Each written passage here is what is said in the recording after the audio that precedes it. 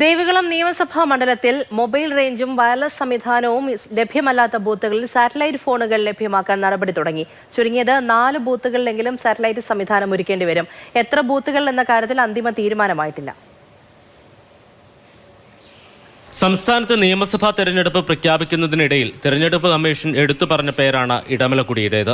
മൂന്നാറിൽ നിന്നും വാഹനത്തിൽ പെട്ടിമുടി വഴി സൊസൈറ്റി കുടി വരെ എത്തി അവിടെ നിന്നും കാട്ടുവഴികളിലൂടെ 13 കിലോമീറ്റർ നടന്നു വേണം ഇടമലക്കുടിയിലെ അവസാന ബൂത്തായ മുളകുതറയിലെത്താൻ. ഇവിടെ മൊബൈൽ റേഞ്ചും വയർലെസ് സിഗ്നലും ലഭ്യമല്ല. ഓരോ 2 മണിക്കൂറുകളിലും പോളിംഗുമായി ബന്ധപ്പെട്ട വിവരങ്ങൾ തെരഞ്ഞെടുപ്പ് കമ്മീഷന് കൈമാറണം. കൂടാതെ ക്രമസമാധാന പ്രശ്നമുണ്ടെങ്കിൽ ആ വിവരവും പുറം ലോകത്തെ അറിയിക്കണം. ഇതിനു വേണ്ടിയിട്ടാണ് മൊബൈൽ റേഞ്ചും വയർലെസ് സംവിധാനവും ലഭ്യമല്ലാത്ത ഇടങ്ങളിൽ സാറ്റലൈറ്റ് ഫോണിൻ്റെ സാധ്യത ജില്ലാ ഭരണകൂടം പരിഗണിക്കുന്നത്.